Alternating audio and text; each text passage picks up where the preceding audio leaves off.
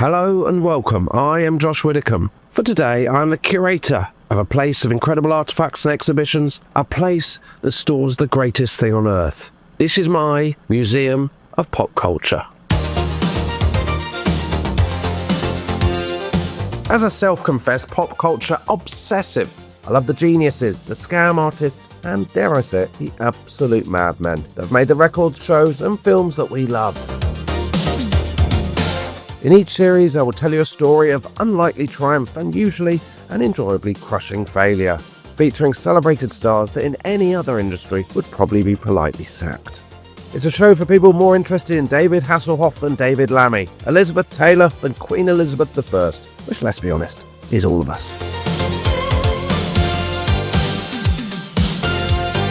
Today I'm joined by comedian and my best friend, Tom Craine, and over the next few episodes I'll be telling him about the rise and fall of Mr. Blobby and Noel Edmonds. It is a story you might remember, but it's so much richer and deeper than you ever thought. And if you don't remember it, get ready to hear the maddest thing you've ever heard.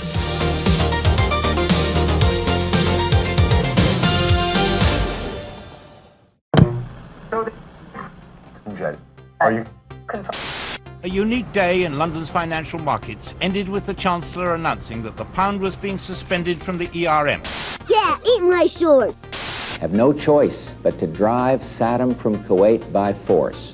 You know where you've been tangoed. Britain in the early 1990s. The hangover of the previous decade was still being felt, and unemployment, privatisation and protests were everywhere. The rioting began when police tried to clear Whitehall after demonstrators refused to move from the entrance to Downing Street. Margaret Thatcher was gone.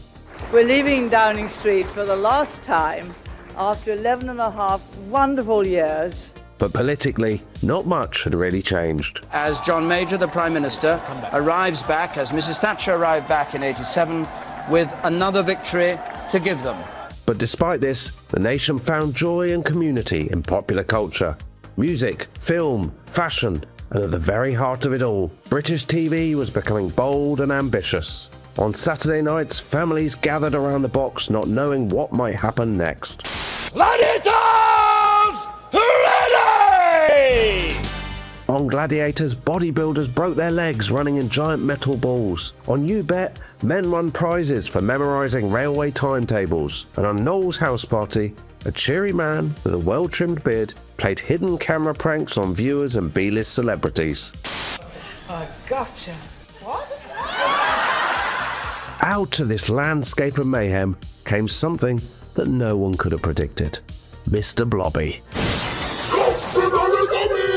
Pink, spotty, rubber, with an insatiable appetite for destruction. Come in, Blobby, come in.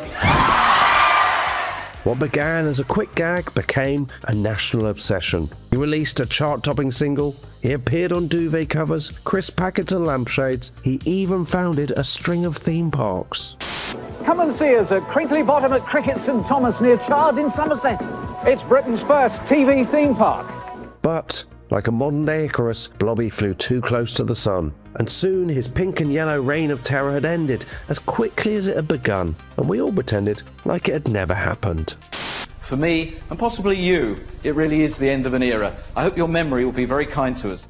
But for a brief period, Mr. Blobby had ruled British television, and with it, dare I say it, the nation. This is the unlikely, mad, and strangely heartwarming story of the rise and fall of Mr. Blobby and his creator, Noel Edmonds.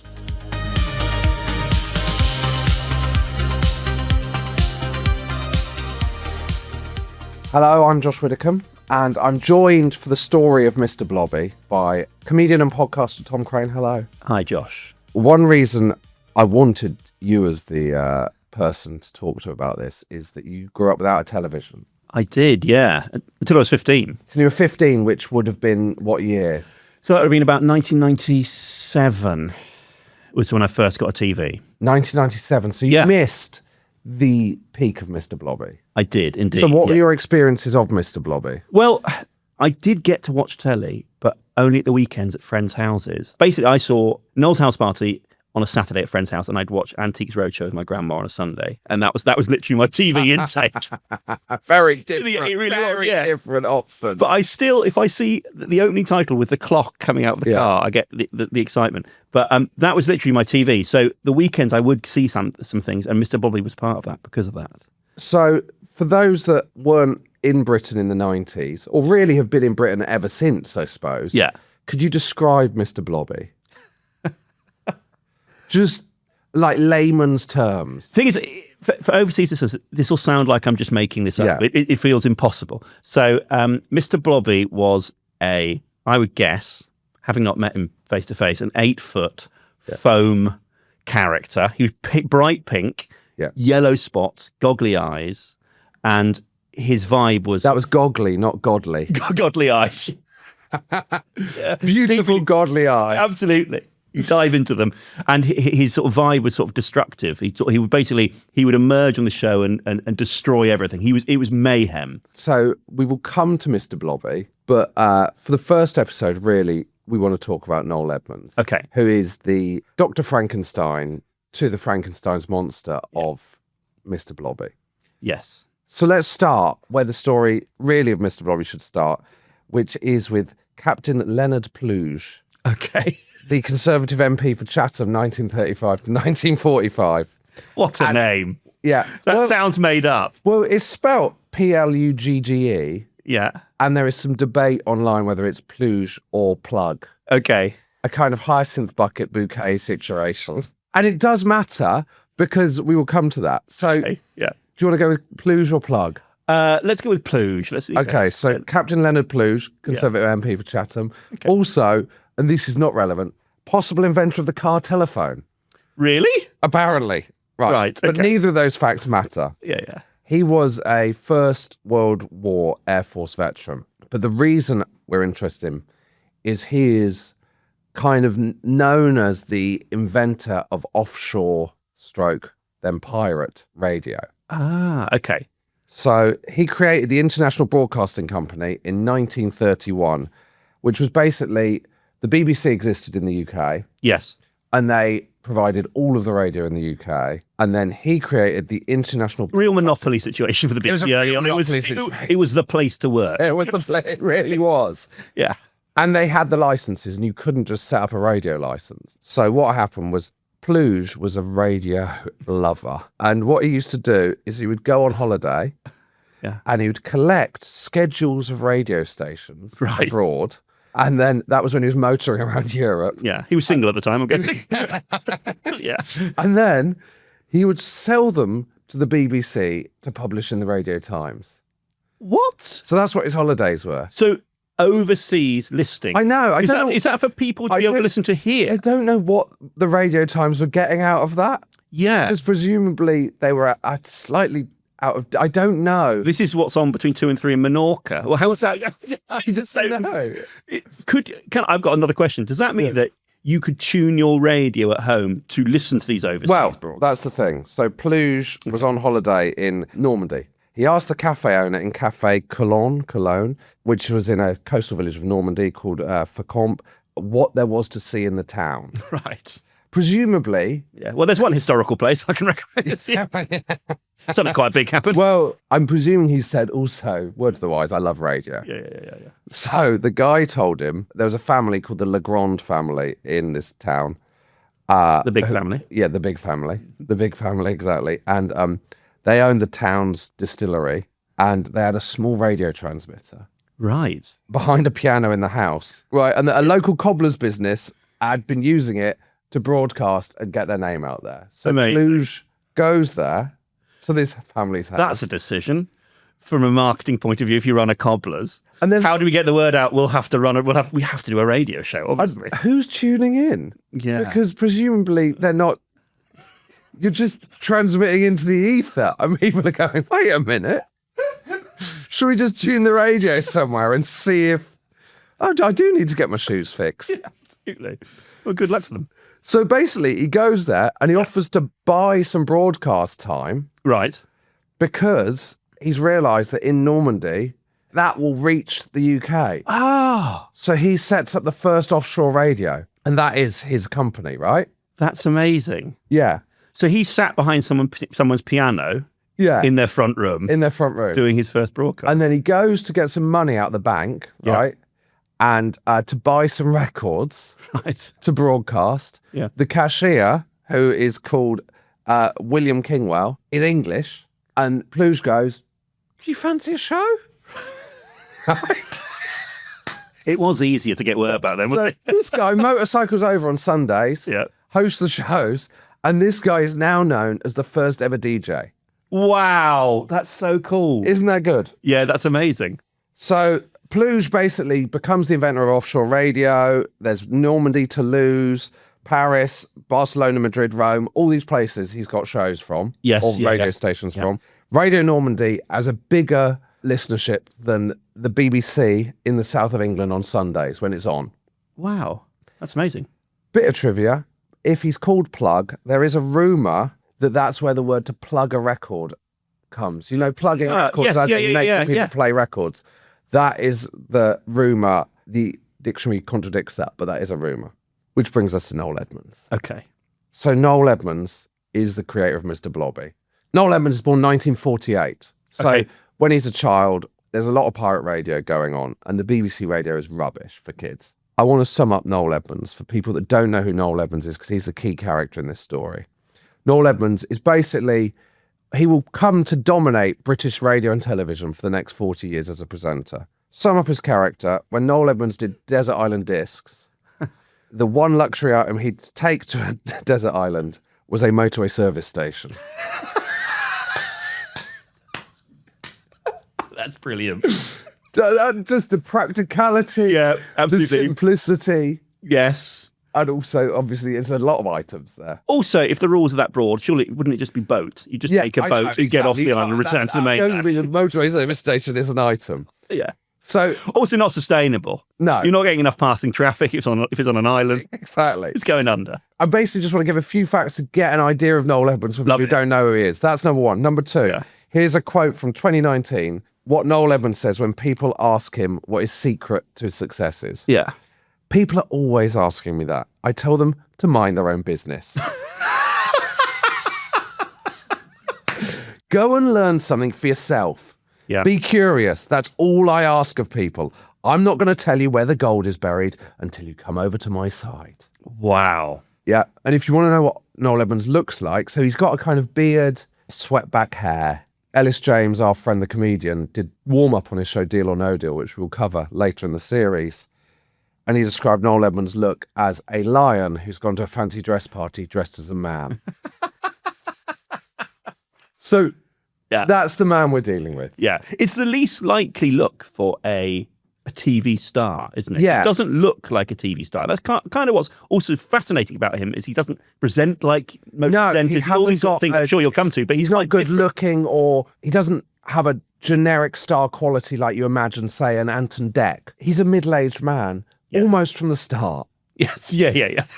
He's always been middle-aged. He's always been middle-aged. Congratulations, it's a middle-aged man. I'd say the thing about Noel Edmonds, whatever era he's in, he seems to be wearing the wrong jeans. Yes.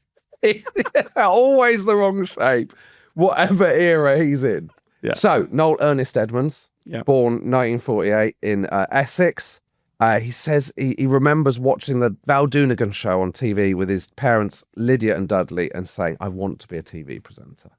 Oh, really? They put him through private school, even though they haven't got much money. So when Noel then, after sitting his A-levels, turns down a place at university to become a DJ, right, he said, when I told my dad I was going to be a disc jockey in Luxembourg, I must have broken his heart, but he forgave me and said, okay, go and be the best disc jockey there is. Oh. It's quite nice, isn't it? It's lovely, yeah, no, it's great. And he does it in a way. Yeah, right? Absolutely, yeah. He gets a job as a newsreader on Radio Luxembourg, which is an offshore radio station, not a Pluge radio station, I don't think. I might be wrong on that.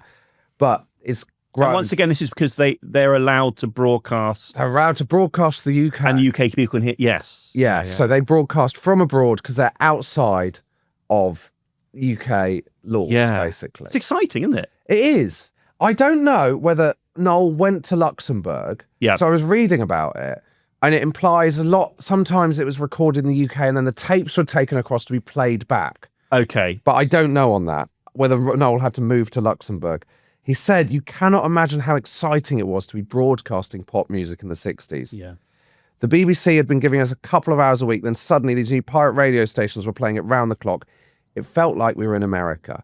And I think in the 60s, when you see John Lennon and Paul McCartney being interviewed, they're obsessed with America. America just felt incredibly exciting in the 60s. It's interesting, isn't it? I think I speak to my mother-in-law about the experience of being young in the 60s. Yeah. And how this music felt like it was something for them. It was a cultural movement for them.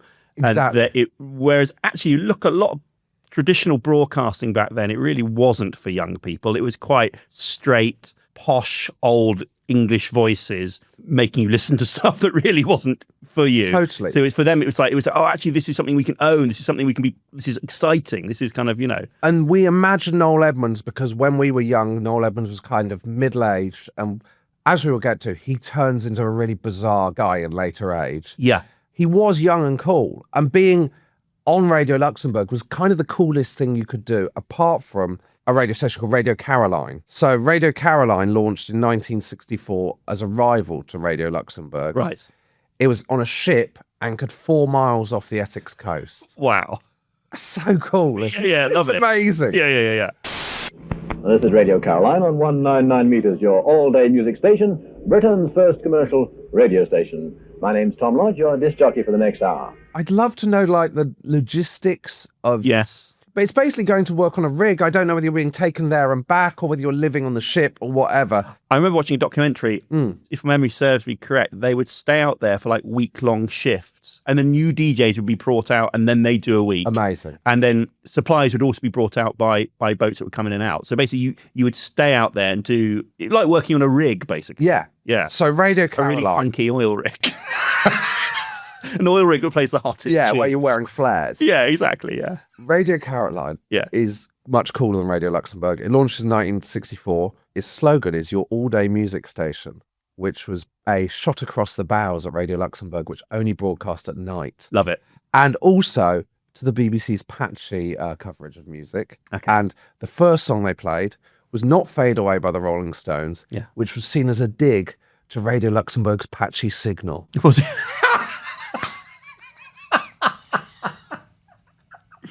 Oh, I love it. Yeah. This is vinyl. This is vinyl records. Vinyl being records. played No, live. Vinyl records on a boat 4 miles from Essex. Yeah.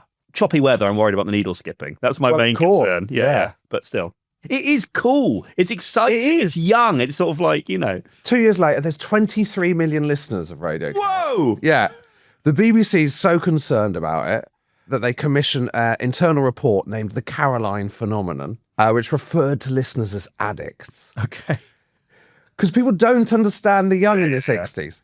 1967. Well, that speaks to exactly what my mother-in-law was saying about it. That is the establishment. That is the language of the establishment, isn't it? Exactly. That these are a problem. This is something that needs to be got rid of, Wow. The establishment come in and they crush Radio Caroline. Oh. Illegal transmission? Illegal reception, certainly. Millions tune in, but few realize they can be fined up to £50 for listening. Now the stations themselves are threatened by the long arm of international law. The Carolines can each be heard over a 100-mile radius. They claim a peak audience of 39 million, a weekly income of £18,000. The European agreement to ban radio ships should be ready this month, but it could be June before the British Parliament ratifies any action against Caroline and her companions.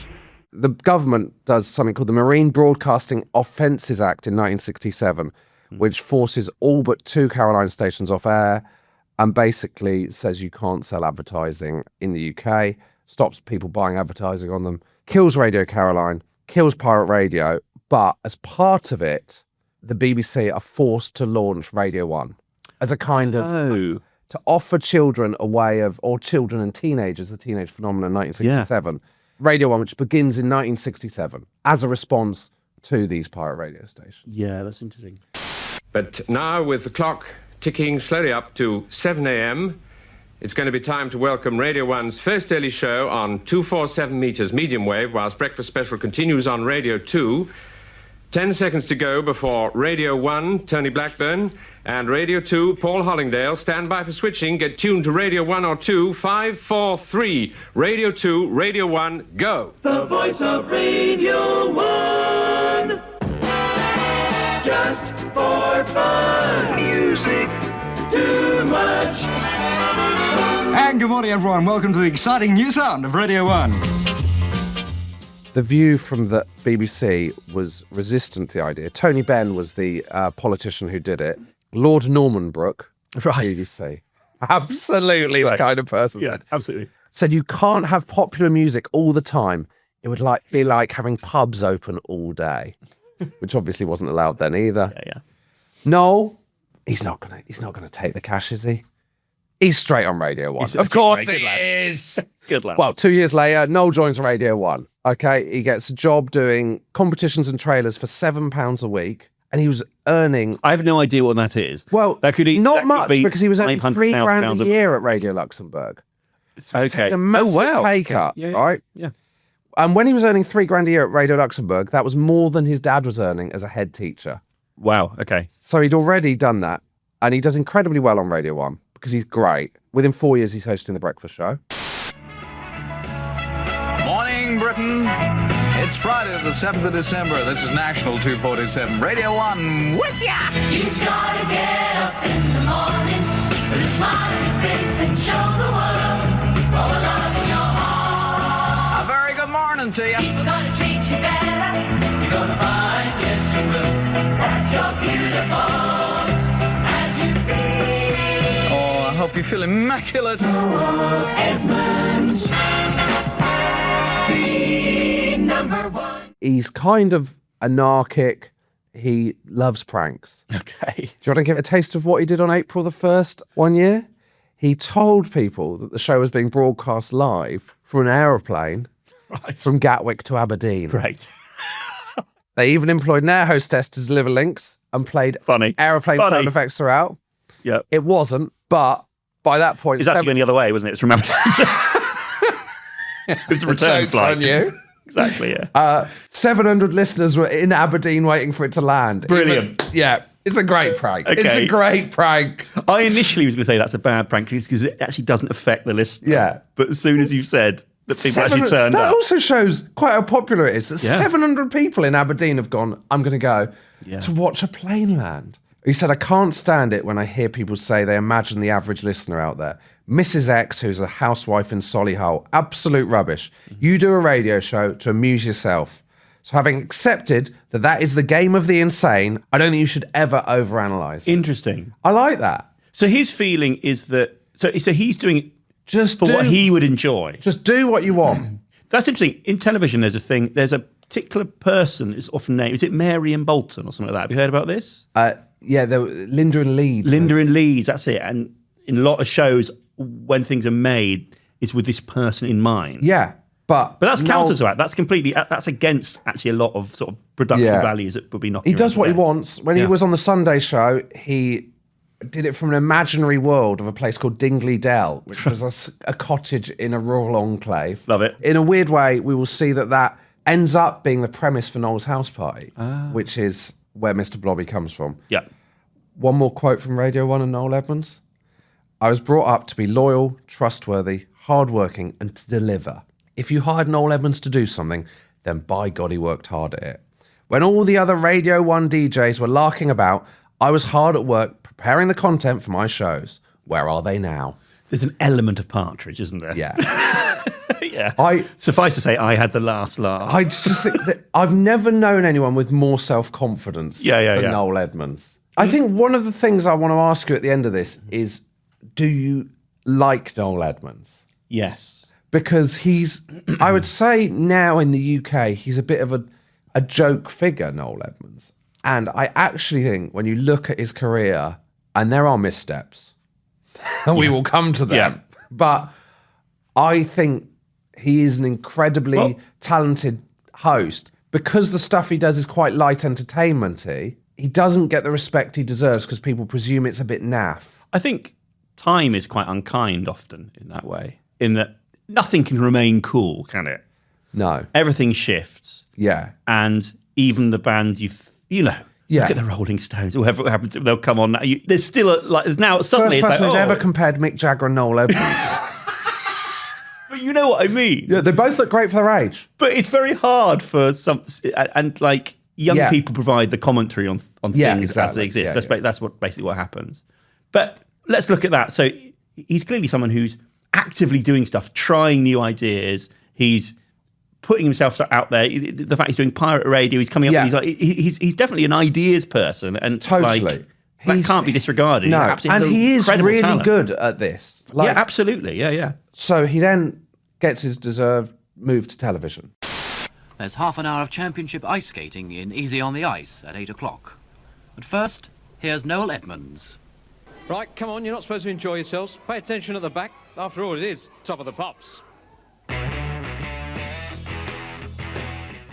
gets his deserved move to television. He hosts Top of the Pops, which is the BBC's the main music show for 4 decades. He hosts that from 72 to 78. And then in 1976, he gets his own Saturday morning show. Mm-hmm. Now, we grew up in an era where the kids' Saturday morning show was kind of, it doesn't exist anymore, but in the 90s, it was just, that's what Saturday mornings was. Live and Kicking, Going Live, and then SMTV with Ant and So this is something that slightly passed me by because I would go to friends' house and watch TV in the afternoons and evenings, whatever it happens to be. But the morning television is actually something that I missed often. Right. Yeah. So it's like a magazine show on a Saturday morning. Yeah. Noel basically invents this on Swap Shop.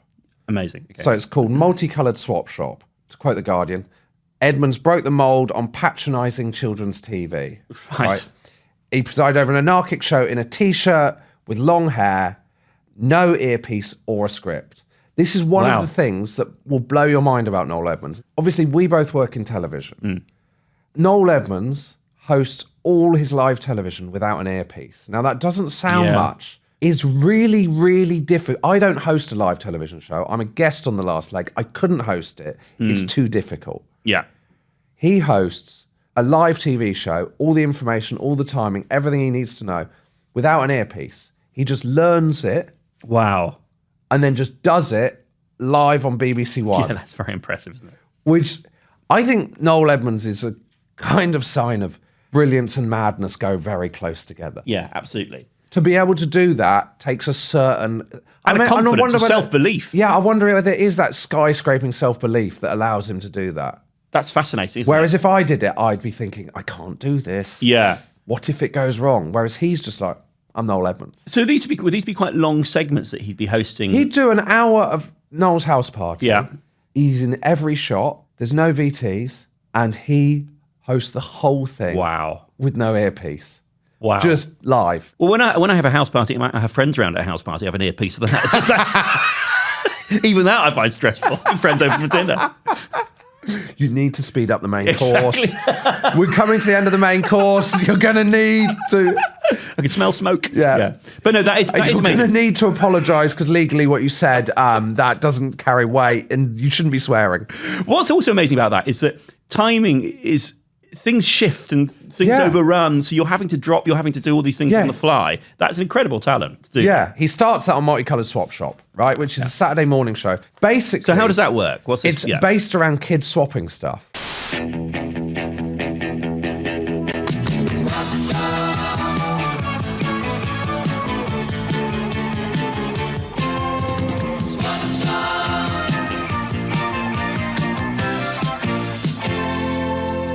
Hello, yes indeed, a very good morning to you. Welcome to the Swap Shop. A lot of calls, a little bit of silliness, plenty of variety, and as many letters as I can get through. So there's 10 phone lines, which was new. Phone-ins were new. Yep. 1,000 calls they'd get, and then they'd put about 30 on air, and people would swap stuff, basically. Okay.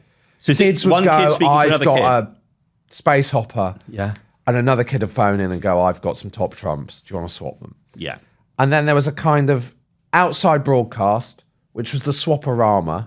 Right. Where Keith Chegwin, who's a kind of, for those that don't know who Keith Chegwin is, he's a kind of cheeky chappy, professional cheeky chappy. Yes. There'd be like 1,000 kids and they'd all meet up and it'd be like a big, almost like a fete or whatever, where kids would just swap stuff. Yeah. And he'd be there and they'd film that and they'd cut to that. And that would always be near a football match that the BBC were also broadcasting so they could double up on the technology and the cameras.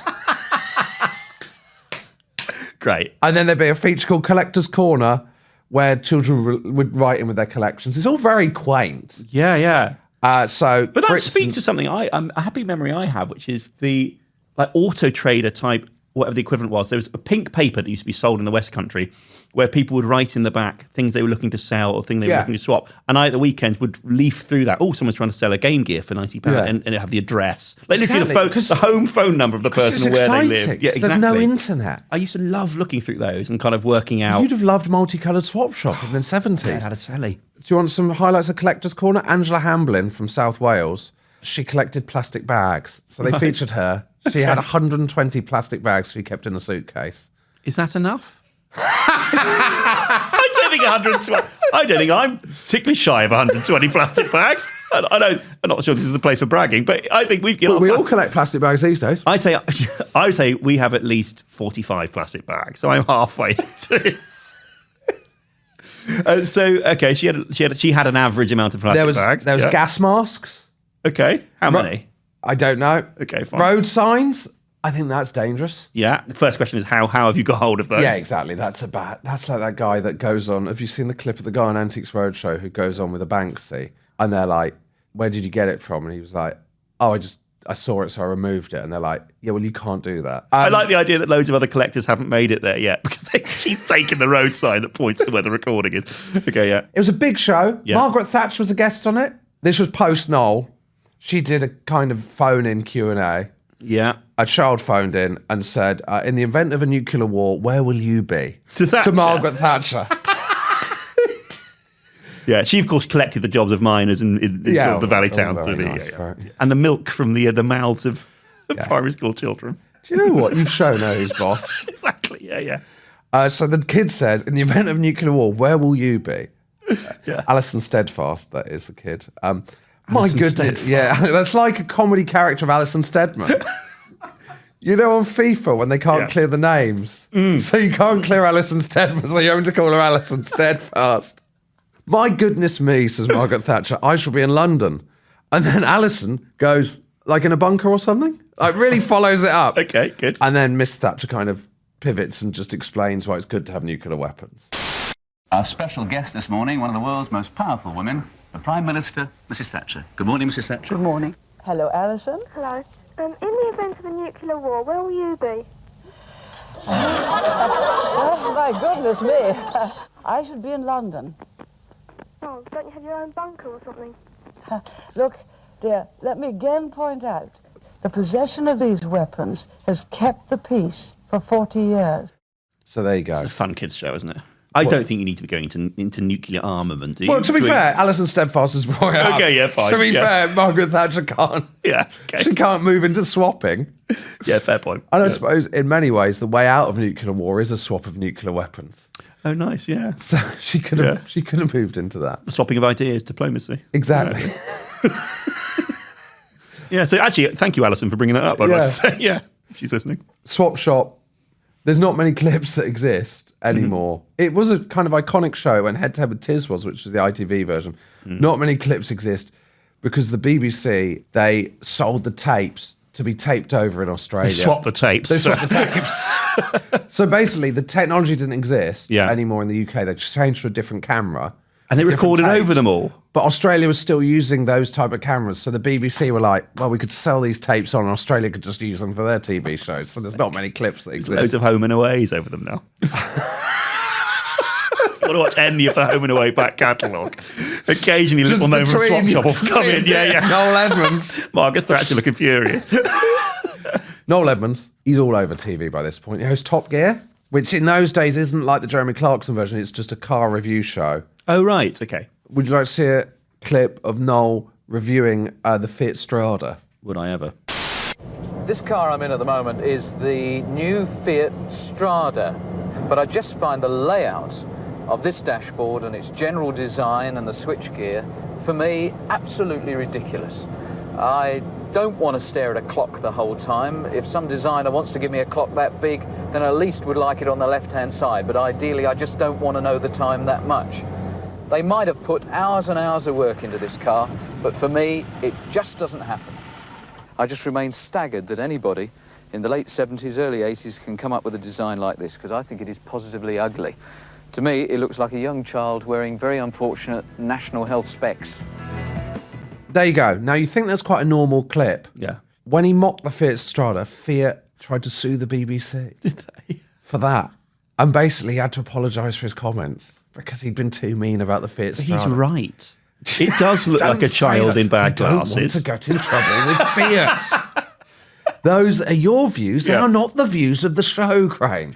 The design thing that he points out in that is that the clock, the massive clock, is front and centre in front of you rather than the speed dial. Yeah. Which isn't needed. Because, as he said, nobody needs to know the time that much. Well, he does. He hasn't got an right. earpiece. Of all the people that needs a clock at all points. He's that good at keeping time in his head. He doesn't need a clock in the car. He doesn't need any dials. He doesn't need any dials. Yeah, exactly. I can feel speed at the right speed. Yeah, completely. He doesn't host Live Aid. He's got a great role at Live Aid. Yes. His role at Live Aid, because obviously Noel, he can fly helicopters. Yeah. Noel, he's got a helicopter himself. Wow. License plate G Noel. Okay. Right. Why G Noel? I don't know. Okay. Because Noel was taken. Yeah, okay. Good Noel. Great Noel. Great Noel. Okay, yeah. His job is he helicopters people to and from the gig. Ah. So Phil Collins at Live Aid is the only person who played both Live Aids. Right. Phil Collins played the UK Live Aid in London, and then he flew to Philadelphia by Concorde to drum for Led Zeppelin. Wow. A performance that was so bad that Led Zeppelin will not allow the footage to be shown ever and blame Phil Collins for embarrassing them. But in the middle of that, he got helicoptered from Wembley to presumably Heathrow by Noel Edmonds. Amazing. So That's Noel incredible. is everywhere at this point. He's an absolute legend of the TV, and he moves into evening with a show. Is that covered at all in the Live Aid coverage, or is he just doing that? He's not doing that. Well, out of the goodness of his heart. He is doing it out of the goodness of his heart. Yeah, Let's be very yeah. clear on that. But he crops up on the yeah. It's part of the spectacle. Okay, yeah. Is that Noel Edmonds is flying the helicopters. Okay. And I think he might have owned a fleet of helicopters, but I'm not sure on that. Okay. Write in if you know more about Noel's helicopters. Yeah. 1992, he goes to the evening. He goes from Saturday mornings to Saturday evenings, and he calls it the Late Breakfast Show. Yes. Which I think is a funny title. I think that's a good Yeah, title. it is good. Yeah. He knows what he's doing. This show is mad. I want you to watch the titles. Set to a song written by Gary Kemp and Spandau Ballet. Okay. That's how many strings Noel can pull. I want you to describe what you're seeing in the title sequence. Okay. And whether Noel's ego is starting to get big. Yeah. Okay, so is Noel Edmonds eating an egg very, very quickly at breakfast, and he's jumped into a bright red Ferrari. Okay, good. Of course he has. With Noel 1 as the... Reach around the corner. Okay, now he's in a speedboat. And he's driving the speedboat himself. Amazing. Helicopter. How can we... It's got to be a helicopter. Off goes a helicopter, and then possibly driving a white cab. We're not quite sure if he's driving that. And then it drops into Late Breakfast Show. Wow, that's a lot, isn't it? It's basically like an action film in which Noel Edmonds... Mission Impossible. Yeah. Noel Edmonds drives, he has some toast. Yeah. Gets in a red Ferrari. Yeah. Gets in a speedboat. Gets in a helicopter. And then gets in a taxi. I don't know why he needs the taxi. Also, that is not a workable commute on a day-to-day basis.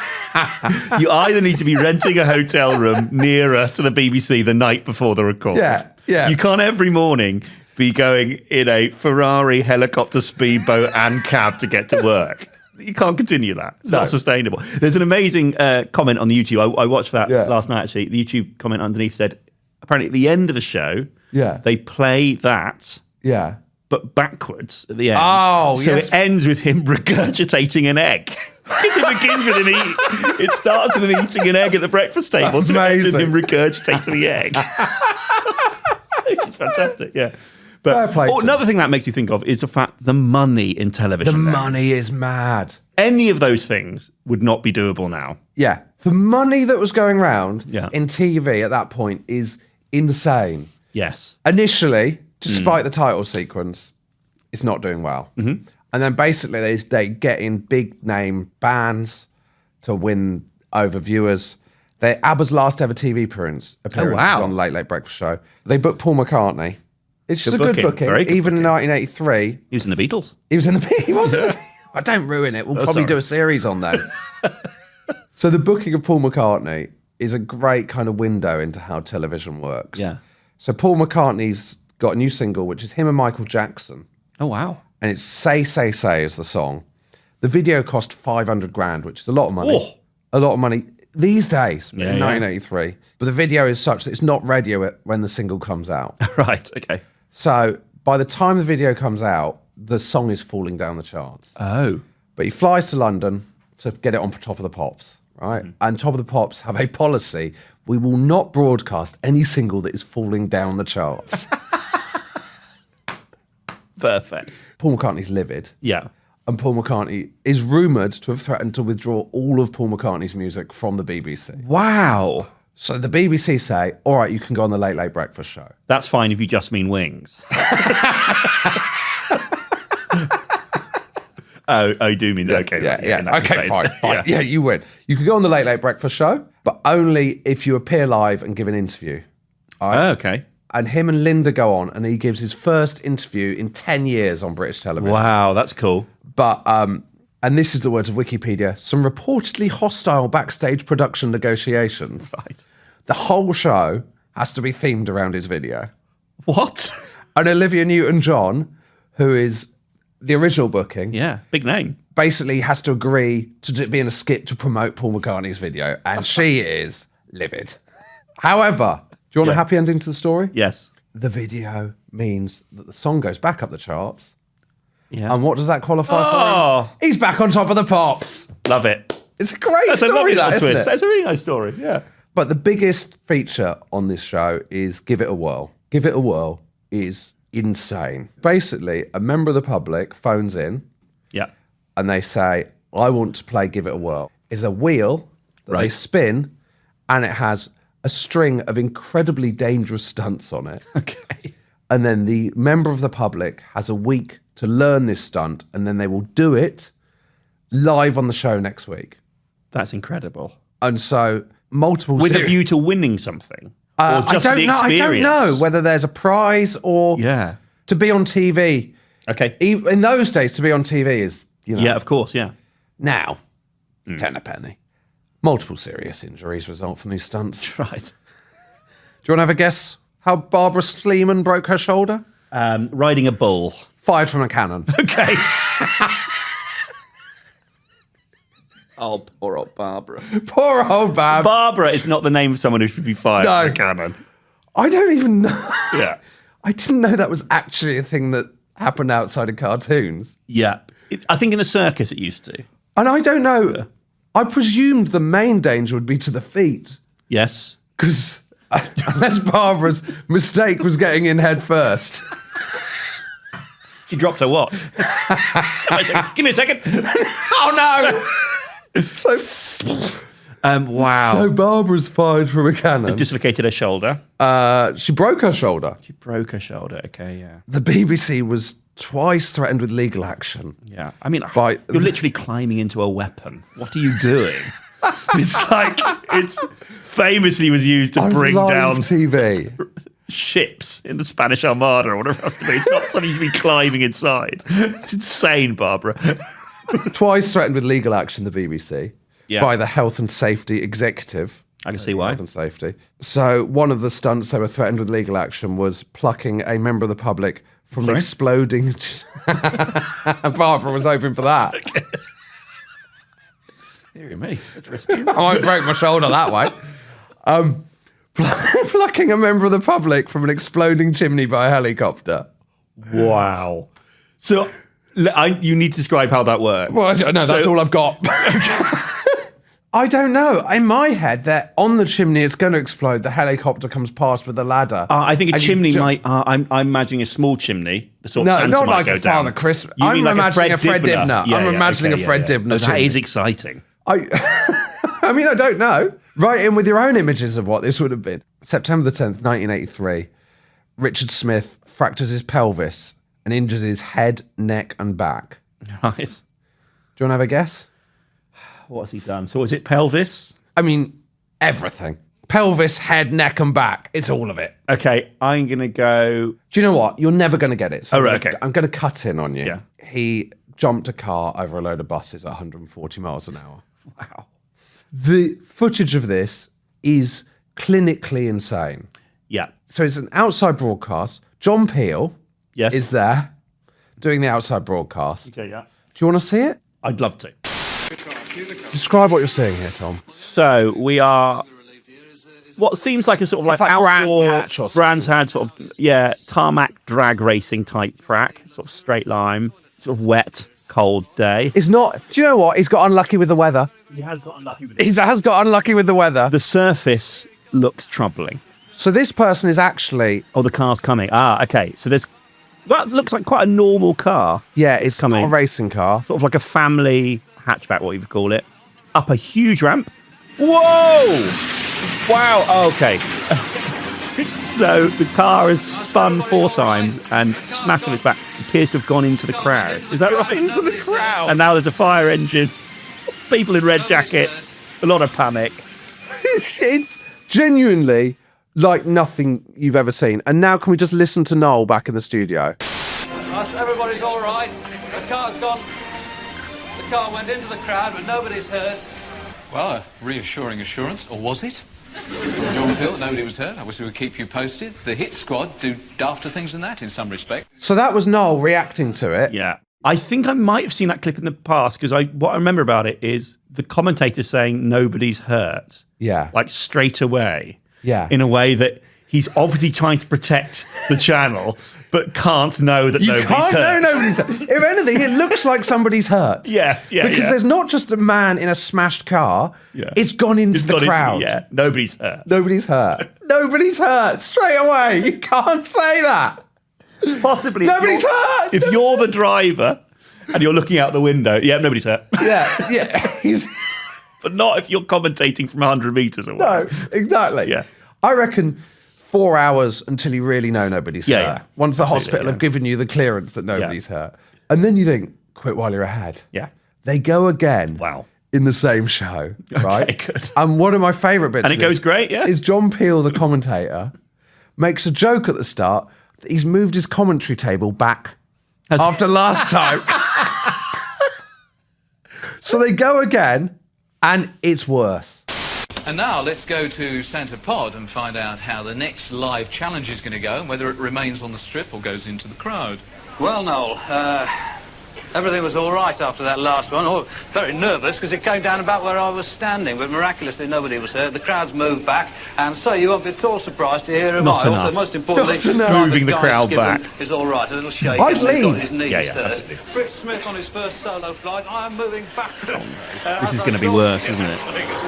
I'm a bit of a coward. He's coming up to the ramp now. He's going very, very fast indeed. Very fast. Oh no! Oh no!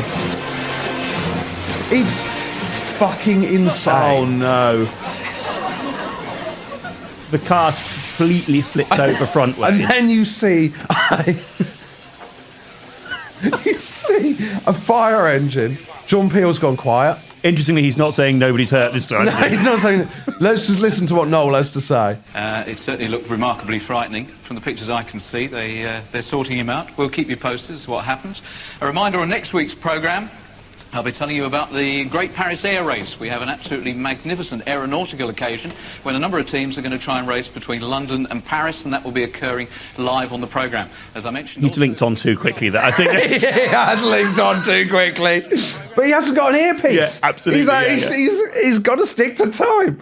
If he had an earpiece, people would be going, I think just keep the tone. Yeah, absolutely. People don't care about the Great Paris Air Race. If anything... Yeah.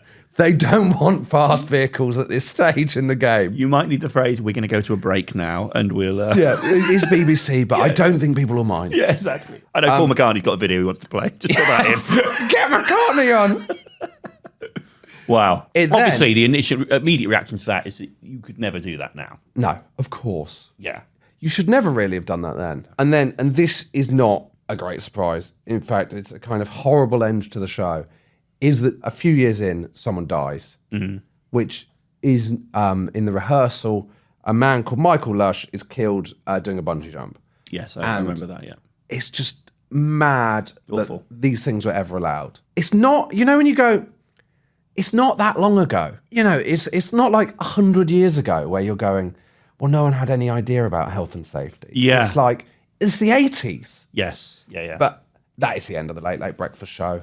Noel Edmonds, basically, Noel Edmonds resigns saying the heart isn't in it to carry on. And so he basically takes 2 years off TV, Noel Edmonds, off that. Oh, really? Okay, wow. And then after a couple of years break, Noel Edmonds comes back with a show called Noel Edmonds Saturday He Road said, Show. I'm leaving the show, and then he got into a cab, and then into a helicopter, and then to a speedboat, and then to a Ferrari. And then at last he was back home. Yeah. And he could relax. Regurgitating one last egg. Just one last egg. One last egg. On the road. He comes back, another Saturday night show. It's called Noel Edmonds Saturday Road Show. People like this show, but basically it gets changed into something more people-orientated, whatever that means, which is Noel's House Party. Okay. And that is a Saturday night entertainment show set in the village of Crinkly Bottom. Bit of fun. It's good, yeah. It's a bit of fun, isn't it? Just the right side of cheeky. Yeah, the rival Literally. village, it was called Dangley End. Was it? It's all nice. And Noel starts the show by reading the local newspaper. From Perineum Corner. Which was a bit too much, they said in retrospect. The newspaper's called the Crinkly Bottom Observer. Okay, You like that? that's good. It's good nice stuff, isn't it? Yeah, absolutely, yeah. It's set in his house. It's like this big country mansion. He's gone back to that kind of idea. Yeah. And then there's just various things. There's Grab a Grand, where celebrities come on and they have to grab money for a prize for a listener. There's a Gunge Tank. Right. Of course. There's NTV, which is where, this is a good feature. People are watching at home and then Noel will click his fingers and there's a little camera in their house and it'll cut to them. I remember that very clearly, so much so that I think there was a little bit of a frisson of fear in the room that it could be him each time. There's always fear. Yeah. It can't be, can it? It can't be. Yeah. It isn't. Yeah. No, it never is, yeah. And I remember a rumour at my school, which I don't think can be true, because I think the clip would be the most famous clip of history, that a man was wanking. Yeah, no, it's not true. It's just not true. Man was just beating himself off to Noel's house party, and they cut to him. Also, that's not going to think. That's not going to. It's not what you're going to be watching. No, I suppose he'd be on a different channel, so Yeah, the whole exactly, thing would be a nightmare because he wouldn't know he'd been cut to. I don't know whether it'd be worse if he was watching Noel's house party. I suppose it's a kind of. Yeah. You know how some people are into a danger wank? Yep. I suppose the ultimate one is Noel's house party when he's about to cut to NTV. It's unlikely they'll cut to you. It's unlikely, but the excitement of there's so much more to lose than there is to gain by having this wank. Wow. But the key feature is the gotchas. Yes. So the gotchas are a prank on a celebrity pal of Noel's. And they can be anything. There's like Gary Lineker is tricked into thinking he's on a Japanese TV show. You're talking John Inman doing a bad corporate. That was one I watched. Right, okay. Yeah. Some of them are quite weak. Yeah. But they're basically a hidden camera show. The celebrity is made to think something bad is happening to them, and then Noel appears with a trophy called a Gotcha Oscar, which looks like an Oscar for Series 1, not for the Series 2 onwards, because the Academy say it's an infringe of copyright. So they have to change it to just the Gotchas. Great. And then comes Series 2. The problem is, right, how do you get Noel into this position? Yeah. How do you smuggle Noel on set? And the answer is Mr. Blobby. And in episode 2, we will come to the unbelievable rise of Mr. Blobby from idea for hidden camera show to the most famous person in Britain. Coming up on the next episode of The Rise and Fall of Mr. Blobby. He's so famous now, the tabloids are desperate for any Mr. Blobby story. So they latch on to revealing who Mr. Blobby is. Okay. And the tabloids print a photo, which is... He's being papped going into his house. As you can see, the key detail of the photo... Huge black bin bag. Huge black bin bag, which contains Blobby. Although his face would suggest contains a body.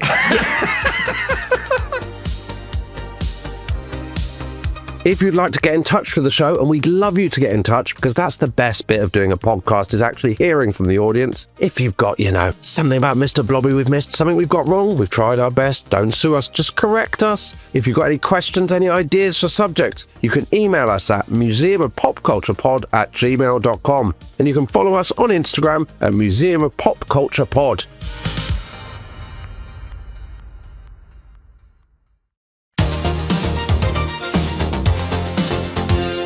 Welcome back to the Museum of Pop Culture and episode 2 of The Rise and Fall of Mr. Blobby. In episode 1, we showed you how Noel Edmonds went from a radio-loving nerd to the king of Saturday night TV.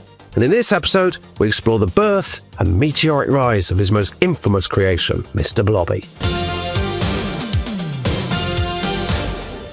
Hello again, Tom. Hello, Josh. Let's get straight into it. Last time we left Noel Edmonds, he had worked his way up from pirate radio to Radio 1 to being on primetime Saturday night BBC One with his show Noel's House Party.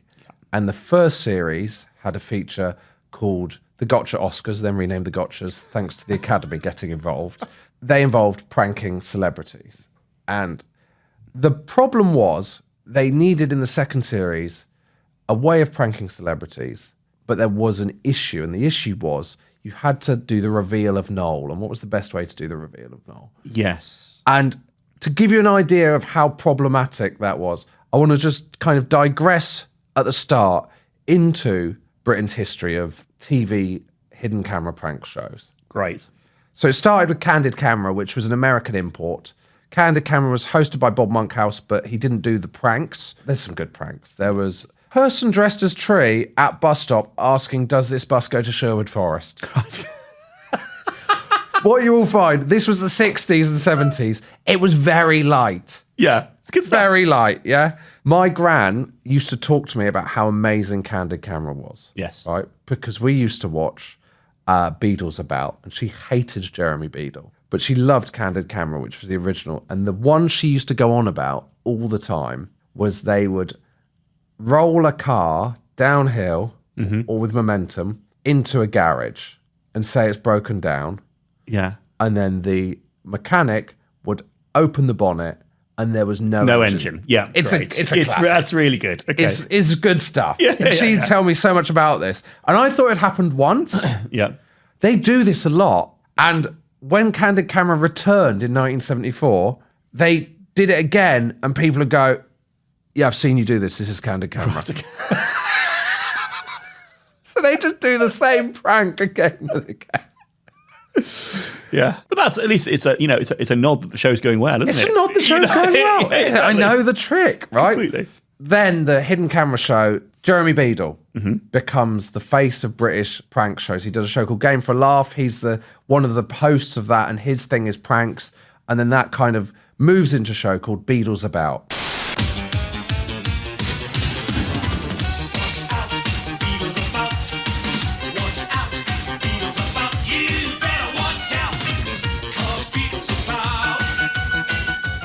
Jeremy Beadle was voted the second most hated man in Britain. Wow. Because of this, after Saddam Hussein. We did a rival prank show, didn't we? Yeah. His prank show was really brutal. Really, yeah. Yeah, it was actually too much. Yeah. I don't think that's a prank. Yeah. I think that breaks the Geneva Convention, if anything. These guys, they love putting their name in the title of shows, don't they? Yeah. Noel's House Party. Noel's House Party. Beadle's About. There's obviously a real thing of like the host is a hugely important thing then. The host is a big deal. Yeah. He's getting 15 million viewers. Wow. Which is mad, but he's also hated. There's this kind of love-hate thing that people hate what he's doing but love to watch it. And what he's doing, basically, is generally either digging up someone's garden. Yeah. So they get back and then their garden's been dug up due to an administrative error. Right. Yeah. Or he's crushing their car while they watch on. Yeah. So they'll do something like they'll park up, they'll replace the car. Right. And then they come back and it's being picked up by a lorry and crushed into a cube. Okay, yeah. Once it goes particularly badly in that he... the family was still in the car. And now you have 3 really short children. But a prank's a prank. Exactly, yeah. Oh, it's Jeremy Beadle, fair enough.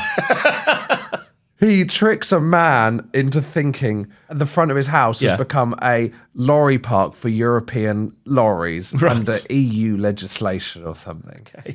And the guy punches Beadle. Are you kidding? No. Beadle, at the time, dressed as a comedy Frenchman. Brilliant. Okay. But there's comedy foreign lorry drivers, one of whom takes a piss in this guy's hedge. The guy is livid. Yeah. It has one, though, iconic prank that I would say is pure good vibes. Yes.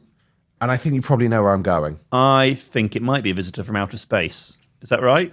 Yeah. Yeah. It's amazing. It's amazing. So Dorset resident, Janet Elford, comes home to find a meteorite in her garden. And from that, a frankly dog shit model of an alien appears that looks Plastic. so close, so plastic. Yeah. Excuse me, can I ask, have you ever met a creature from outer space? No. No, yeah. Have you, sir? No. No. And what about you, madam? Well, actually, Jeremy, I have. Yes, I know you have, Janet. There's something landed in the garden. I don't know anything more than that. Okay. My kids are okay. Everybody's okay. You come down with me and speak to my governor. All right. Don't worry about it. Now, hang on. I think it's set off some kind of chain reaction. And I think, in some way, that is trying to communicate with us. Hello. Are you talking to Mrs. Elford?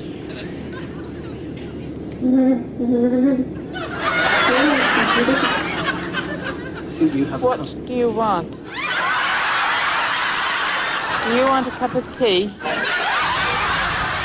I implore people to go and watch this clip to see just how shit the alien is. Yeah. It's like a plastic toy, essentially, 4-foot plastic toy, which they have put a bit of water on, I think, to give it a slightly glistening effect. Right, yeah. But it also doesn't come up at the correct angle either. It's clearly just being held out by whoever's underneath. Yeah. But she's taken in hook, line, and sinker. She's taken in hook, line, and sinker. It's very sweet. And she sings to it as well. Yeah, I just think the whole thing's feel good. Yeah, completely. It's amazing that she falls for it. In her defence... Would you have fallen for it?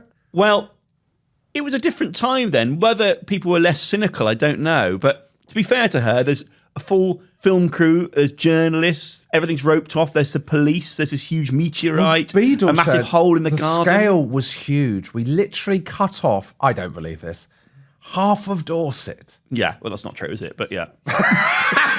It's a nice idea. We had police, the Marines, the Air Corps. It was the biggest stunt I've ever been involved in. Yeah. I don't understand why, because basically it takes place all in her garden. Yes. Would I have fallen for it? I can see a situation where it's possible because all the signs and everyone else is pointing you towards it and your natural inclination wouldn't be... Is Jeremy Beadle. It's Jeremy Beadle. It would be, well, all the police are here and everyone. So I kind of get it, but it's ridiculous. It's the alien is... I wouldn't have offered him a cup of tea. Or her. Beadle's About, though, shows the main problem with the celebrity prank, which is how do you reveal the prankster? Yes. Jeremy Beadle, if you are unaware of him, had a beard that was one of those beards that was kind of down the side, but he'd shaved the cheeks. The kind of beard you'd make on one of those iron filings games as a kid. And to get Jeremy Beadle on, his disguise... The only other place you see it would be on an E-fit. Yeah. That's been put out by the police. This man's closed off half of Dorset. Yeah, exactly, yeah. His disguise would be a bigger beard. Oh, yeah. So he'd wear a beard over his beard. So that people would go, it can't be Jeremy Beadle because Jeremy Beadle's got a smaller beard. So Noel Edmonds basically goes one further. Mm-hmm.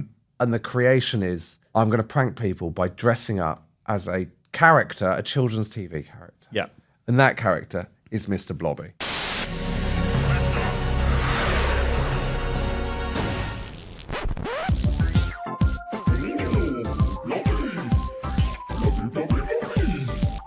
What is it? Success has many fathers. There's various people that are involved in the creation of Mr. Blobby.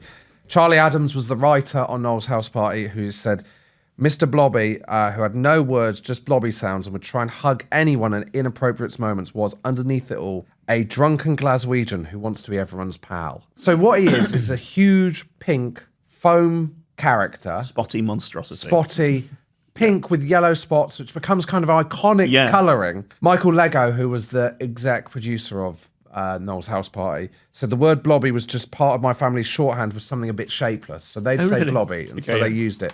Basically, Lego says, this is his quote, "I did this stupid sketch.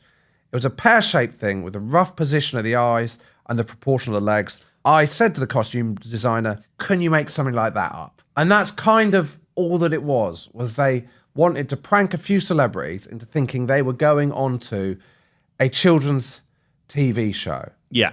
And basically, the character would be awful and everything would go wrong. And the costume was created by an artist called Joshua Snow. Originally, the head was clamped down. Right. But obviously, you can't do that because they need to get the head out. What, like those Victorian diving suits? Yeah, basically. Really? Yeah, Okay, I right, suppose yeah. so, yeah. That's what... With screws, it says. But obviously, the main problem with that is the whole point is taking the head off to reveal Noel Edmonds. Yeah. To get a screwdriver out for 3 minutes before the reveal. Yeah. You can't do that every week. And the plan was to do it for one series, for series 2. Okay. Because obviously after it's been out, you can never do Mr. Blobby again. Yeah, of course. So they recorded it with 8 celebrities. Yep. And the first one is Wayne Sleep, who's a ballet dancer. So it's him teaching Mr. Blobby to become a dancer. Okay. But you did genuinely think that this was a commission to do a programme for children's television? Yes, I did, and the way they acted on the floor, I knew I was at the BBC. Yeah. Yes, it was a painful process for a while, Yes, wasn't it was. I don't know how I didn't swear, actually. I would have normally. I was on my best behaviour that morning. I don't know why. Yes, I think you'll see you did swear a fair amount. Oh, did I? It's a lovely day here in Bobbyland, and I'm Wayne Sleep. And today I'm going to be helping Mr. Blobby to understand all about ballet. Isn't that right, Mr. Blobby? Yes. Now, the first thing we're going to do is bend your knees and you stretch them. That's right. Ooh. Keeping your back straight. That's it. Ooh. You're not meant to make that kind of contact.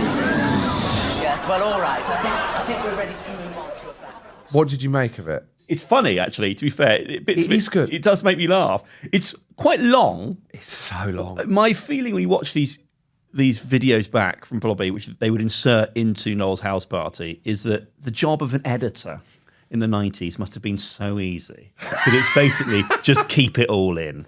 That's the message, isn't it? It's 8 minutes, Yeah. and until Mr. Blobby shows up at the 4-minute mark, there's barely a laugh to be had. No, not at all. Yeah. All it is Wayne Sleep getting quite annoyed with just a badly run TV production. It's quite in. Yes, it really is, yeah. It's quite in TV. There's just like the script's a bit rough around the edges and Wayne Sleep's a bit annoyed. Yeah, exactly. The producer's moaning about timings, all these sort of stuff. You're But just like...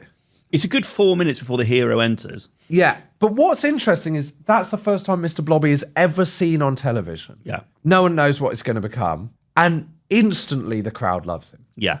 Instantly people think he's hilarious. Yes. Wayne's a good sport. Yeah, he is a good sport, yeah. And then... Well, in the second half, he's a good sport. In the first half, he's quite visibly annoyed by it. He's visibly annoyed when he doesn't think the cameras are rolling. Yeah. And that's always the dangerous thing, because you're basically putting someone in a position where they should be pissed off. Yeah. And then asking them not to be pissed off. He goes on to do all these ones. He does football with Garth Crooks. My favourite is he plays rugby with England rugby captain Will Carling. Yep. Who was a big deal. Huge. And is now primarily famous, I'd say. This is in the public domain, being rumoured to have had an affair with Princess Diana. Yes, exactly. Blobby doesn't bring that up. You can hear it in the way he says Blobby. Yeah, exactly. Yeah. He feels a bit sad about what that means for the... for the monarchy. For the monarchy, exactly. Blobby, Blobby, Blobby. Which really says tradition matters. Yeah. Please respect the royal family. Yeah, please.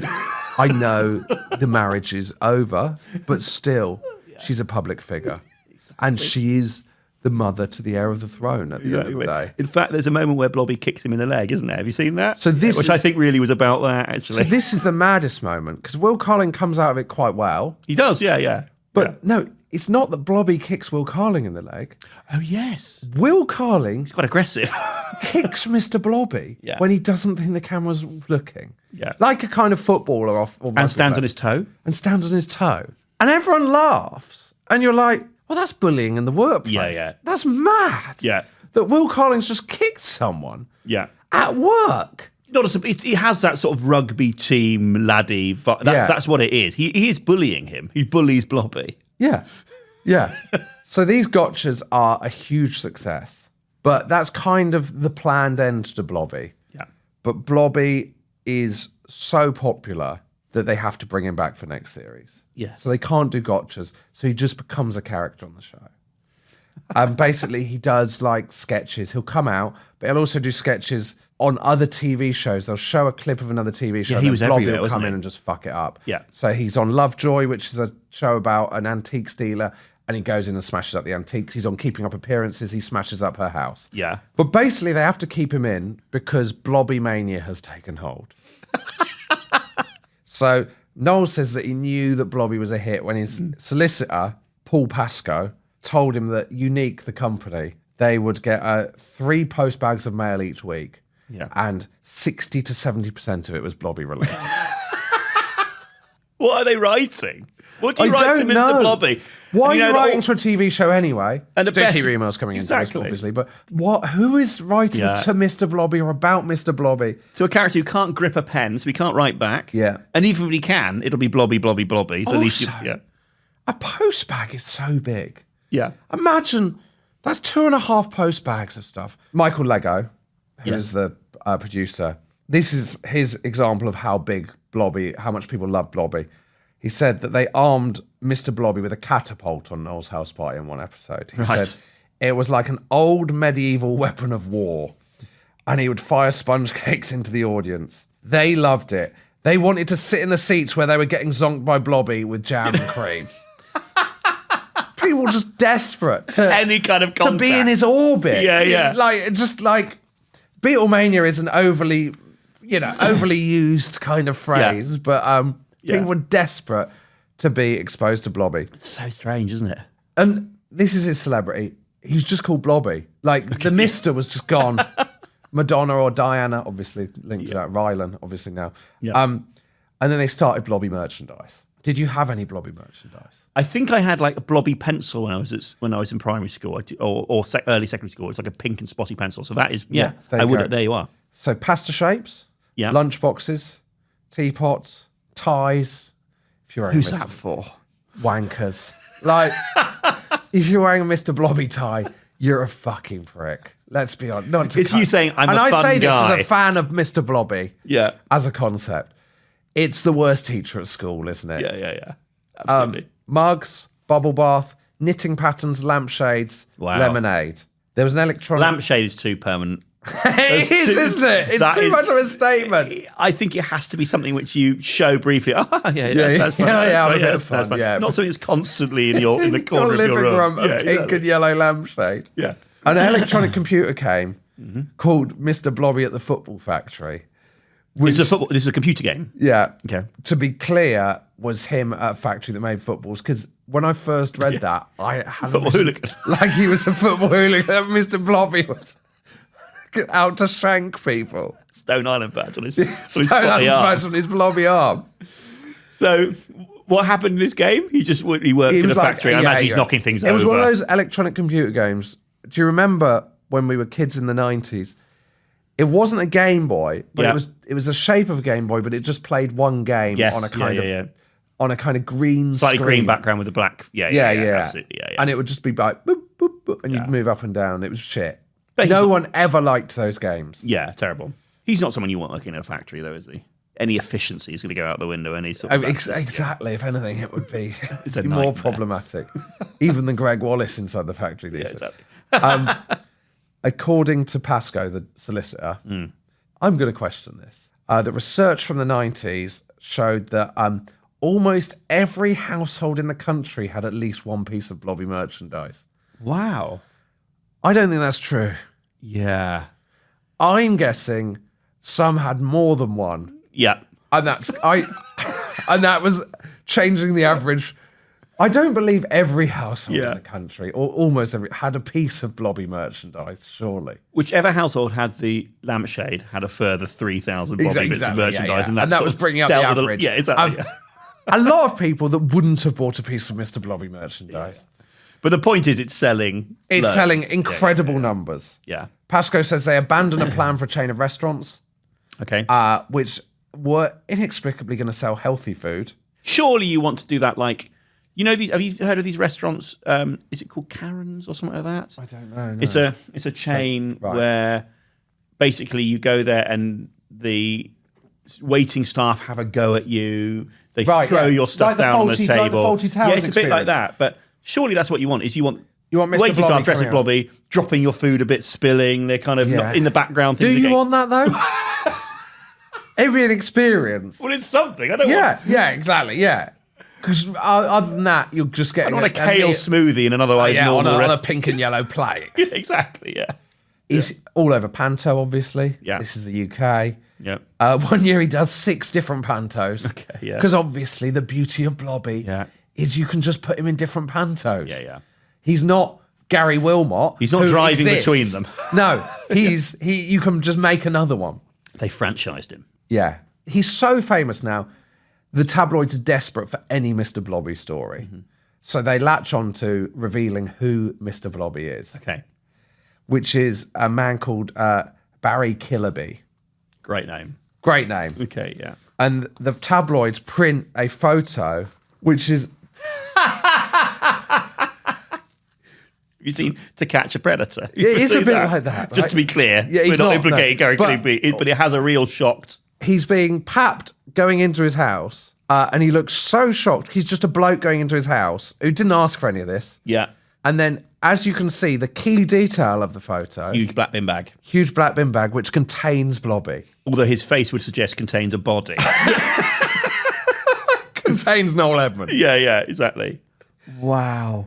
I think he hasn't helped himself by pulling the fate. I think if you just open the door naturally, they just go, well, maybe it's the wrong guy. There's something else in that black bin bag. There's something else. The face says, I'm Blobby. The face says, I'm Blobby. Yeah.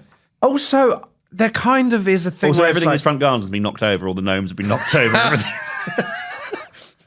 Everything's destroyed. That's the other giveaway. It's him. Yeah. And he's got the lampshade. He's the only person in the UK with the lampshade. I suppose the story there is, he carries him around in a bin bag. But I suppose what else he's quite a difficult thing to manoeuvre. Well, you may remember this when Blobby came on the last leg. Yes. I remember finding his suit was just like in a corner somewhere, crumpled up. Yeah, It's sort of it just is what it is. Has to go somewhere. Barry Killerby, obviously, this is just perfect tabloid fodder. Mm-hmm. He's a classically trained Shakespearean actor. Amazing. It's everything you'd want, isn't it? To Blobby or not to Blobby. To Blobby or not to Blobby. That is the Blobby. Michael Lego, and he does a brilliant job. He's good. He is good. Yeah, absolutely. He's a physicality. Michael Lego says he brought a fantastic physical comedy to what was essentially a big pink rubber blob. And he just goes for it. And what they say is he was tame in rehearsal, and the moment he got in front of a studio audience... Channel is in a Blobby. He just absolutely went for it. Yeah. He just went... And that is what Blobby is. If you actually met Blobby before the record, he was actually really sort of quite quiet and sort of shy. And exactly. Be queuing up in the canteen very patiently for his food. Yeah. Eating it with a knife and fork. But basically the whole premise of Blobby is he just smashes the fuck out of everything. Yeah. And creates absolute chaos. Yeah. And that's what people loved. After playing Mr. Blobby, does he go back to Shakespeare? No. His next role is Chucklevision. He's got typecast. He's now in the Chuckle Brothers. Okay, yeah. But he goes massive. Blobby goes massive. Good on him. Noel is at a level of fame that off the back of this, because obviously it's related to Noel. Noel's created it. Noel's star is so high that when the National Lottery launches in the UK, he hosts the first show, but he doesn't host any of the rest. He just says, I'll just host the first show. That's amazing. So it starts, the first lottery show, with Noel Edmonds driving a lorry. Classic Edmonds, classic, another form of transport. Is there any form of transport he can't master? Do you know how I'll start this? I'll tick off another form of transport. Are they all tax deductible? Is that what it is? He means he gives his fleet of different... He's like the Thunderbirds. He's driving a lorry, and he says, in this lorry is £6 million or whatever, and I'm driving it to BBC Television Centre to give away. Love it. This is BBC One, now live and exclusive coverage of the very first draw in Britain's new National Lottery. Noel Edmonds discovers the numbers which will change fortunes. In the rear of this high-security truck, we've got the centrepiece of the National Lottery, the draw machine. And we're taking no chances with security, because I'm also driving the jackpot cash. Imagine if he'd just driven off. Yeah. What a story that would be if Noel had gone, do you know what? I'm off. Producers can't get in contact because he doesn't wear an earpiece. He appears to have taken a left off the M4. What's happening? No, the whole earpiece thing has been a long game. No wonder we only wanted to host the first episode. He was never available. He's off to France. So Noel hosts the first episode of the National Lottery, but then goes, take it from here, Anthony Turner. And now Mr. Blobby, he has a music career. Right. That is the next thing. Yeah. So Mr. Blobby... So this is within 18 months of his first appearance on TV, he is releasing a single. What I love about this, by the way, yeah, it's the same with the merch. It is such a blatant cash grab, and people love it. And people don't care. People in the UK go mad for it. Yeah. So he releases a single at the end of 1993. Do you know whose brainchild it was? No, who is it? Simon Cowell. Is it? It's Simon Cowell behind it. Wow. Isn't that amazing? That's so cool. So Simon Cowell at this point, right? Yeah. So this is 9 years before he becomes a judge on Pop Idol. Yeah. In the 80s, Simon Cowell's had hits with So Macho, the Sunita song. Yep. And he's got a company called Fanfare. They go under. Okay. Right? He isn't a success in the 80s. Bit of a trivia on this. You like this. When Fanfare go under, Pete Waterman puts a freeze on Simon Cowell's assets and takes Simon Cowell's Porsche. Wow. I never realised he had that period of disaster compensation like that. for production and royalty payments. I don't think Pete Waterman is an arsehole, is he? No. I said, I never realised Simon Cowell had that period of disaster. Oh, yeah. Like he that. has a period... Sorry. Yeah. I thought you said... I didn't realise Pete Waterman was an arsehole. No. I'm sure well, I didn't come here to be told that Pete Waterman's an arsehole. I wanted to talk about Mr. Blobby. This is not what I'm here for. I just didn't realise Cowell had that crash like that. That's really interesting. Yeah. So then, 1990, he is working A&R, I think, for BMG. He turns down... There's a sentence. Like an A&R for BMG. He's like an A&R for BMG. Yeah. Are you saving time? Is that a full sentence which you've abbreviated? We have got time. He turns down Take That. Yeah. TT, as he called it. Yeah, he turns down TT, saying he'd sign them without the fat one being Gary Barlow. Wow. Yeah. Yeah. Gary Barlow, I think, and then later becomes and then he makes a single with Blobby. Gary Barlow later becomes a judge on X Factor much later, doesn't he? So, but he has lost weight by that point. Yeah. Later turns down Britney Spears, telling Max Martin, who's the super producer behind Britney Spears, no one with the name Britney Spears will become a star. Wow. Which I think is quite normal now. Yeah, absolutely. But what he specialises in is novelty hits. So Simon Cowell is behind Zig and Zag's single. Yep. Power Rangers, WWE WrestleMania, and the Teletubbies. Okay, yeah. So it's mad that he then becomes the kind of figure of a man who absolutely knows pop music. Yes. Because he is actually, his biggest act is Robson and Jerome. Okay, yeah. Robson and Jerome are on a TV show called Soldier Soldier, as their Robson Green and Jerome film, which is a period soldier drama. Mm-hmm. They sing Unchained Melody in a scene. This is a big ITV show. Simon Cowell thinks we could make a bit of money releasing this. Yeah. And Robson and Jerome, they basically cover Unchained Melody. It becomes the biggest single of the year. They sell 7 million albums. Wow. 5 million singles.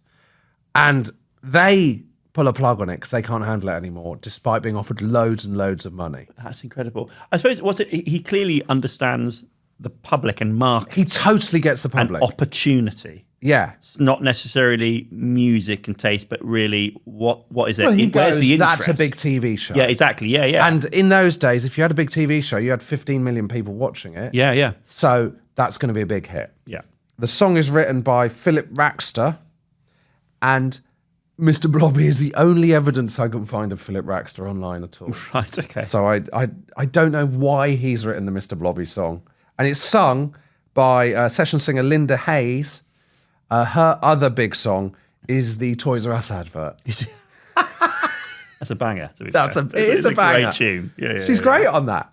There's a magical place, we're on our way there, with toys in the millions all under one roof. It's called Toys R Us. Soon after bedtime, when dark nighttime falls, Jeffrey and helpers stock up all the shelves. From ceiling to floor, books, board games and bikes, teddies, puppets and dolls, bags, spaceships and trikes. There's millions, says Jeffrey, all under one roof. It's called Toys R Us, Toys R Us, Toys R Us. Video features Noel Edmonds, Will Carling, he's back. Great. Yeah. Jeremy Clarkson as Mr. Blobby's limo driver. Yes. Carol Vorderman, Wayne Sleep. So it's a kind of who's who of... An homage to what they've been through. Yeah. And it kind of spoofs famous videos. So it's got a bit where he's doing Robert Palmer's Addicted to Love, a bit where he does Stay by Shakespeare's Sister, a bit where he does Rhythm is a Dancer, and a bit where he does the kind of Walk Like I Can't Dance by Genesis. Okay. It's a fucking mess. Yeah, okay. It's a total mess. And the British public love it. 600,000 copies sold.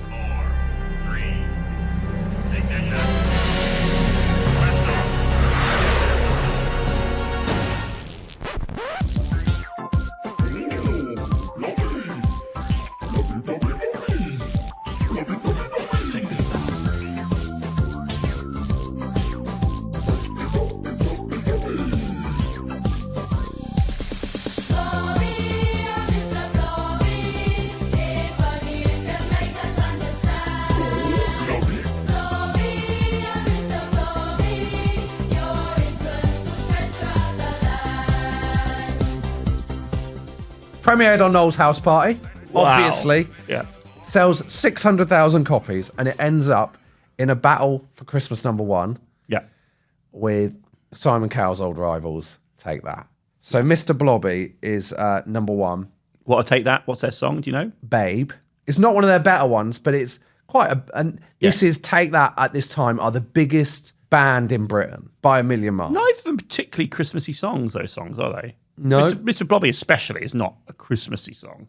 But Christmassy songs don't tend to get to Christmas #1. Oh, that's interesting. Stay Another Day by E17 is a Christmassy song, but if you look at all the other songs from the 90s that were Christmas #1, because I did for this. Okay, yeah. You've got Bohemian Rhapsody. Oh, really? You've got 3 Spice Girls songs, only one of which is Christmassy to become one. So it's really just about a big band. It's really just about big bands. In a way, they say that Blur v Oasis 95 is the biggest chart battle of the 90s. In a weird way, here you've got the biggest TV star taking on the biggest band. Right, yeah. Which is quite a fun kind of head-to-head. Yeah. Blobby's #1 at the beginning of December. Take That, Take Over #1. And then, in an incredible twist, Blobby retakes #1 on the week of Christmas and gets Christmas #1. Great. Simon Cowell's first Christmas #1.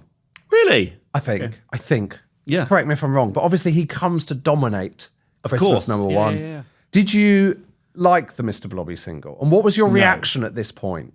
No, I couldn't stand the Mr. Blobby single. It's awful. Yeah, I think I implore people to go and listen to it. A particularly it's got, annoying like, song. Fart sounds on it. Yeah. It's not a good novelty song. It's a bad novelty song. It's not even annoyingly catchy, I don't think, in a way that some of those sort of songs are. It's just a bit annoying. It's not like the Venga Boys or something. Yeah, It's not- exactly. Yeah. And it's had no long tail in the sense of it's not become a standard, even in the way that Agadoo or Yeah.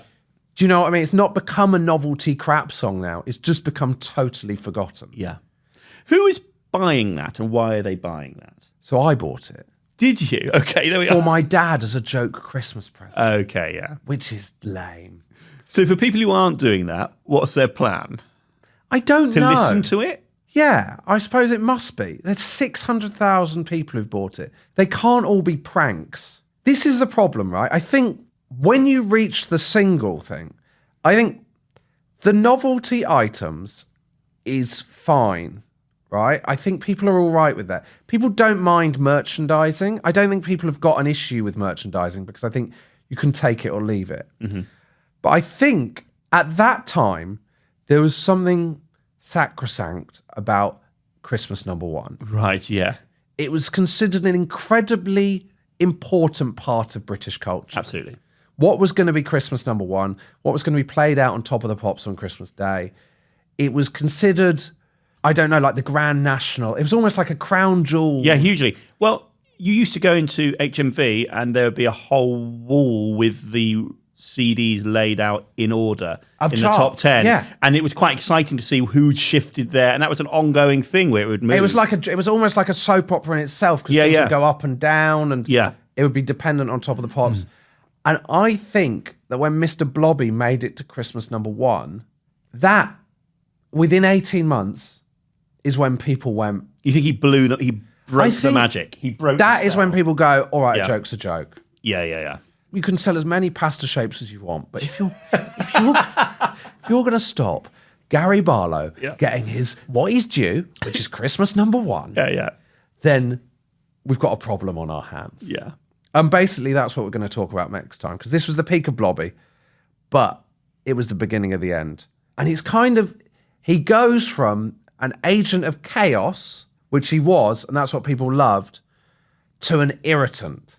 And his follow-up single and album are a complete disaster. Right. Newsflash, there was a follow-up single and album. Wow. No one even remembers that. Within a year, Album is a big one. That's a choice, isn't it? That is an album. I think we come to say that man, he lacks range, doesn't he? But I suppose if you've sold 600,000 singles, you might as well release an album. Yeah. I can give you the songs on the Mr. Blobby album if you like. Yeah, perfect. I'm guessing there's a theme. How can I guess how many times the word Blobby comes up in the track listings? This is incredible. Okay. Track 1. Yeah. Yeah. Old McBlobby had a farm. He shouldn't be running a farm. He shouldn't be running a farm. Certainly not organic, is it, with the way he's treating them? Yeah, absolutely. He's 15 tracks, and he's dropped the big single at track 13, which I'd say is a gamble. Normally, in those days, you'd lead with your big tracks. Yeah. Track 2, Blob Lake, which must be Swan Lake. Yeah. Track 5, Blobby Locks and the Three Bears. Okay. Track 6, Christmas in Blobbyland. Track 9, 10 Pink Blobbies. Track 12, Mr. Blobby's Looney Bath Time Band. Right. Yeah. Track 13, Mr. Blobby. Track 14, Happy Birthday. Track 15, Lullaby. Okay. That is something else, isn't it? That is utterly loveless. Whoever has put that together.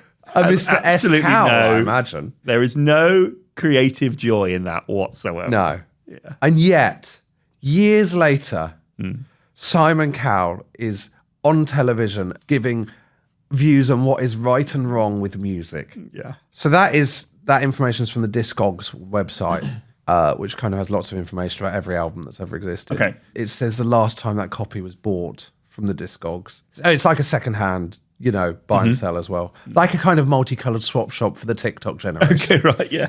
And it was last bought in November 2023. So someone's bought that. November is the interesting part for me there. I think it's yet another joke Christmas gift. Secret Santa, isn't it? That's what it is. Yes. I think it's... Remember, you were into You don't Blobby want to have when to you were wrap up kid. a lampshade. Yeah, exactly. That's what that is. I think there's a disappointed dad on Christmas Day. Within a year is described by the New York Times as... Which he reads as well. Which he famously was his newspaper of choice. Poor guy. Noel reads the Crinkly Bottom Observer and he reads the New York Times. Coming down for breakfast one morning, opening it up. And reading the words that Blobby is everything that is wrong with a nation gone soft in the head. And amid that... Soft in the head is such a great phrase. Amid that criticism, Noel opens a string of Blobby theme parks. Okay, great. And we will come to that next time.